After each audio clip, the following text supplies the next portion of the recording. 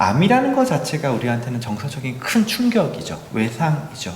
하지만 이 암이라는 과정을 내가 어떤 식으로 경험해내느냐, 바라보느냐, 관리해내느냐, 그리고 내가 어떤 식으로 받아들이고 이해해내느냐에 따라서 이 암이라는 크나큰 고통과 시련이 나의 인격적인 성장, 성숙으로 연결되시는 경우들을 흔히 봅니다. 우리가 정신적으로 안정감을 찾게 되면 우리의 면역체계도 안정감을 갖게 됩니다. 내가 정서적으로 건강해야 의사한테도 조금은 더 내가 궁금한 걸 물어볼 수 있어요. 그리고 내가 이 병을 치료하기 위해서 필요한 것들을 더 찾아서 할 수 있죠. 운동이든 식이든.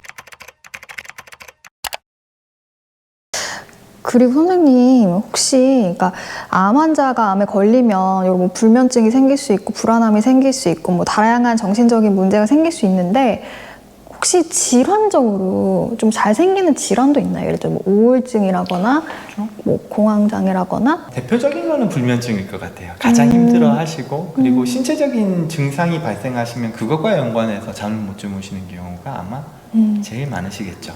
그리고 그런 불면증이 생겼을 때 느끼는 불편감도 제일 클 거고요. 불안이나 우울은 경우에 따라서 참고 넘어가시는 경우도 많으시거든요. 네. 근데 당장 잠을 며칠씩 못 자고 하면 네, 특히나 더 힘들죠. 가장 흔하게 발생하는 건 시기별로 좀 달라요. 암 진단 초기에는 불안이 제일 영역이 높으시고요. 네. 네, 그리고 일정 부분 시간이 지나가면서 우울 영역으로 넘어가기도 하죠. 항암 치료 이후, 기본적인 치료를 받고 난 이후에는 항암 치료의 영향 때문에 여러 가지 피로감, 그러니까 뭔가 이렇게 의욕도 떨어지고 뭘 해도 자꾸 기운이 없고 한 피로감이랑 일정 부분은 인지 기능의 영역, 그러니까 즉 기억력도 많이 떨어지신다고 하시는 분들이 있으세요. 네, 특히 항암 치료의 부작용 때문에 일시적으로 한동안 꽤 일시적인 건 아니지만 어느 정도의 기간 동안 마치 머리 안에 안개가 낀 것 같다라는 표현을 항암 치료 이후에 어떤 안개, 그걸 이제 영어로 케모포그라고 표현을 하는데요. 케모세라피라는 항암 치료 이후에 머리 안에 안개가 낀 것 같다라는 느낌으로 표현하시는 경우도 있고 실질적으로 의학적인 용어로도 사용을 좀 하고 있죠. 그 시기별로 조금씩 다른 것 같아요. 그래서 그때그때마다 그리고 암 경험자분들의 상황에 따라 처해 있는 입장에 따라 그리고 그분들이 경험하시고 있는 여러 가지 생각이나 감정이나 이런 정서적인 상태에 따라서 그때그때 도움을 드리고 또 경우에 따라서는 가족 간의 관계도 되게 중요하실 수 있거든요. 그런 부분들이 암 때문에 경우에 따라서는 어려움을 겪으시는 경우도 있죠. 이런 경우에는 또 별도로 도움을 드리는 것들이 필요할 거 생각을 하고 사회복귀 문제도 당연히 중요한 영역이고요. 선생님 혹시 그러니까 암 환자가 아닌 사람에서 나타나는 우울증이나 뭐 불면증이나 이런 치료랑 암 환자를 대상으로 한 치료에 차이가 좀 있나요? 그런 건 없나요? 일반적인 우울증이나 불안증의 영역에서도 그분들이 왜 불안이나 우울을 경험하고 계신지 그 상황적인 어떤 요인들을 이해하려고 하는 그러니까 어떻게 보면 이해하려고 하는 시도가 반드시 필요하거든요. 의사 입장에서 혹시 여러 트라우마 영역이 있지 않으신지 혹은 지금 당장 정서적으로 어려움을 느낄 수밖에 없는 환경적인 상황들이 있지 않은지를 파악을 해야겠죠. 그리고 그런 상황 때문이라면 이 상황이 해결되는 걸 도와드리는 것도 중요할 거예요. 왜냐면 그 상황이 해결되면 자연스럽게 좋아질 테니까요. 근데 어쩔 수 없는 상황인 경우도 있죠. 그러면 이 상황을 받아들이고 경우에 따라서 무시하고 이해하고 포기하는 거를 도와드리는 것들이 필요하고 그런 것들을 함께 찾아가는 과정들이 필요하죠. 암에서는 1차적으로 이 암으로 인한 여러 가지 영향들에 대해서 정보를 의사가 가지고 있는 것들이 되게 중요할 거예요. 경우에 따라서는 항암치료 부작용 때문에 인지기능이 떨어질 수도 있다고 말씀드렸고 항암치료 부작용 때문에 잠을 못 주무실 수도 있고 진단 과정에서 여러 가지 불안적인 요소 그리고 의사와의 관계 경우에 따라서 의사가 되게 고압적이신 경우에는 그것 때문에 불안하고 우울하실 수 있잖아요. 그런 부분에서 나의 성격 때문에 내가 질병에 대해서 암에 대해서 치료에 대해서 적극적으로 더 물어봐야 됨에도 불구하고 못 물어봐서 생기는 여러 가지 우울 불안도 있을 수 있죠. 이런 부분들에 대해서 충분히 의사가 이해를 하고 있으면서 같이 접근해 나가는 것들이 되게 중요할 것 같아요. 그럼 선생님, 암뿐만 아니라 다른 질환을 겪는 사람들도 충분히 정신적인 문제를 겪을 수 있을 것 같은데 어떤가요? 그쵸. 네, 제가 이때까지 말씀드렸던 거는 암 환자분들에서의 정신건강이지만 모든 신체 질환에서 다 정서적인 어려움은 동반될 수 있습니다. 특히 만성질환이거나 생명과 직결될 수밖에 없는 질병이 있는 상황에서라면 당연히 정서적인 어려움이 동반되실 수 있겠죠.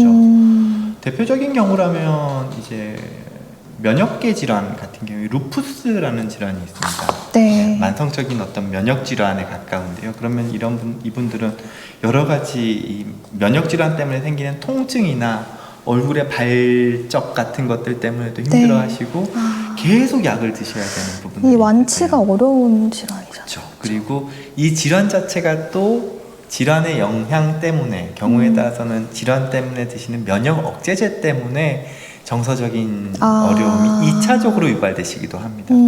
그렇다 그러면 이거는 질환과 관련된 직접적인 연관성이 있는 정서적인 어려움이 있으신 거죠. 만성 신부전 같은 경우에는 규칙적으로 투석 치료를 받으셔야 되죠. 네. 투석 치료 직전이나 직후에 여러 불면증이나 불안증이나 초조감과 같은 정서적인 어려움이 동반되시기도 하세요. 네. 이런 경우에도 정신적인 도움이, 정신건강의학적인 도움이 필요하실 수 있겠죠. 그래서 꼭 암뿐만 아니라 다른 여러 신체 질환에서도 네. 정서적인 어려움이 충분히 동반될 수 있고 그거를 같이 관리해 나가는 게 질병의 치료뿐만 아니라 그 질병을 치료해 나가는 과정에서 나의 삶의 질을 높이는데 꼭 필요한 영역일 수 있다고 말씀을 드리고 싶고요. 네. 마찬가지 암 환자에서의 산전특례 적용이 되듯이 이런 여러 만성 질환에서도 산전특례 적용이 되시는 분들이 있으시거든요. 그런 경우에도 직접적인 질환과 연관성이 있는 정서적인 부분에 있어서는 네. 이런 진료비적인 부분에서도 정신의학적으로 혜택을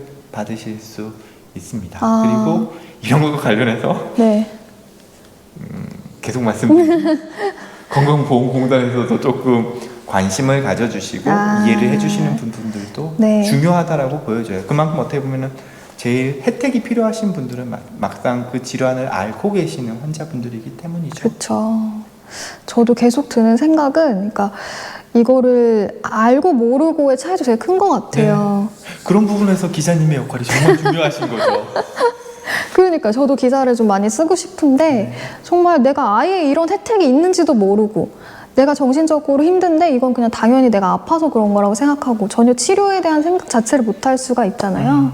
그런 사람들께서 많이 좀 알아주셨으면 좋겠는 부분이 있습니다. 선생님께서 그동안 뭐 암 환자분들을 정신적으로 치료를 하셨거나 아니면 그 밖에 다른 만성질환자들 치료하시면서 정말 좀 많이 좋아지셨던 그런 환자 케이스 같은 것들이 있을까요? 그러니까 어찌됐건 암이라는 질환 자체가 경우에 따라서는 최악의 상황도 내가 받아들여야 되고 그걸 받아들일 수 있도록 또 도와드리는 게 저희의 역할일 수 있기 때문이죠. 근데 이런 건 있을 것 같아요. 외상 후 성장이라는 표현이 있어요.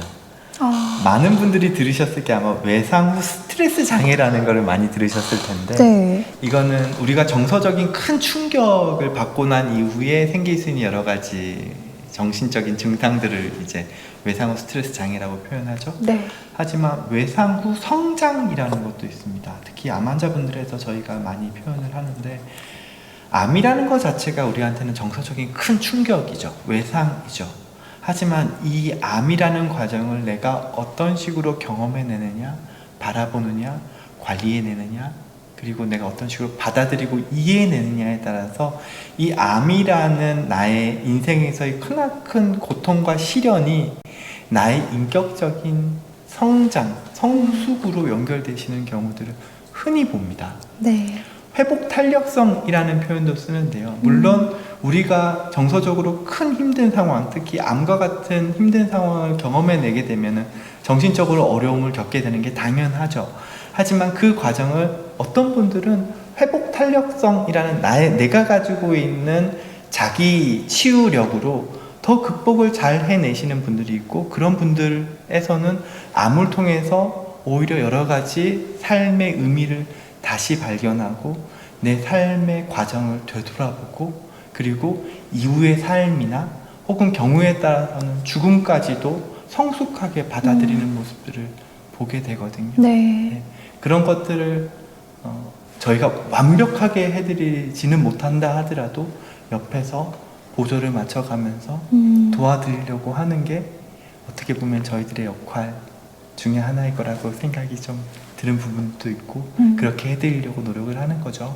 그리고 이 부분은 약간 어떻게 보면 좀 과한 해석이라고 볼 수도 있는데 정신이 건강해지면 내 질환의 치료에도 도움이 될 수도 있지 않을까요? 정말 기자님은 이쪽에 대한 기본적인 인식이나 지식이 네. 정말 놀라울 정도. 다행입니다. 질문이 괜찮았나요? 궁금한데. 그 정신면역학이라는 어떤 이론이 있어요. 사이코 이뮤놀로지라고도 표현하는데요. 네. 아까 말씀드렸잖아요. 마음과 신체는 서로 연계가 돼 있듯이 우리 마음이 면역 체계랑 일정 부분 또 연계가 돼 있어요. 네. 우리 마음이 안 좋아지면 그거에 2차적으로 우리 면역 기능도 떨어집니다. 실제로 우울이나 불안이나 불면이 있게 되면 우리 몸 안에 염증과 관련된 물질들이 높아지게 돼요. 네, 그렇다 그러면 이거는 우리 면역 체계를 교란시키게 되거든요. 네. 네, 마치 지금 코로나 상황에서 사이토카인 스톰이라는 표현을 쓰는데 네. 그게 면역 체계 자체가 무너지는 걸 의미하거든요. 일정 부분. 우리 정서적인 부분이 면역에 영향을 주게 되는 거죠. 우리가 정신적으로 안정감을 찾게 되면 우리의 면역 체계도 안정감을 갖게 됩니다. 그래서 실제로 어떤 내과적인 측면에서도 암을 잘 치유하기 위해서도 우리 마음가짐을 안정적으로 가져가려고 하는 노력들도 중요하죠. 이거는 생물학적인 측면이고요. 네. 생물학적이지 않은 측면에서 설명하자면 이래요.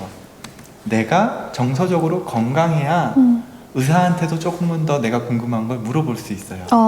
그리고 내가 이 병을 치료하기 위해서 필요한 것들을 더 찾아서 할 수 있죠. 운동이든 식이든. 그러네요. 네. 또 경우에 따라서 내가 이 암과 관련된 이 어려운 치료 과정을 견뎌내기 위해서 포기하지 않고 내가 견뎌내기 위해서 내 마음가짐이 건강해야 될 필요도 있죠. 그래야지 이 치료를 받아낼 수 있기도 하거든요. 네. 경우에 따라서 내가 정서적으로 어려운 상황이 되면 내가 충분히 치료를 통해서 극복할 수 있는 암인데도 불구하고 나는 이 항암 치료 못 받을 것 같아요. 이 수술 못 받을 것 같아요. 라고 거부하시는 분들도 있으세요. 그렇다면 이거는 암 치료에 있어서도 분명히 안 좋은 거죠. 오늘 원장님으로부터 이런 신체 질환을 가지고 있는 사람들의 정신 건강에 대해서 알아봤는데요. 어떻게 보면 정신과 콘텐츠가 아닌 것처럼 돼버린 것 같아서. 근데 너무나 관심이 있는 사람들이 많을 것 같아요. 그래서 도움을 드릴 수 있으면 참 좋겠다는 생각이 듭니다. 네. 정보적인 측면에서도요. 네, 그래서 정신뿐만 아니라 내 몸을 위해서라도 이런 정신과 상담을 받아보거나 이런 고려를 하는 것이 저는 정말 바람직한 일이라고 생각을 합니다.